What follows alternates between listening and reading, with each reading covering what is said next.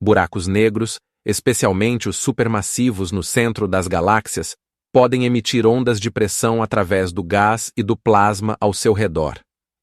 Essas ondas de pressão criam ripple effects no meio interestelar, que podem ser interpretados como som se forem devidamente traduzidos. Por exemplo, ondas de pressão no gás interestelar.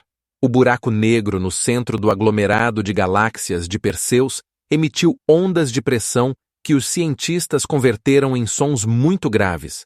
Essas ondas têm frequências tão baixas que estão milhões de vezes abaixo do limite da audição humana. Conversão para a audição humana. Para tornar essas ondas audíveis, os cientistas aumentam sua frequência em milhões de vezes, transformando os dados em algo que nossos ouvidos podem captar.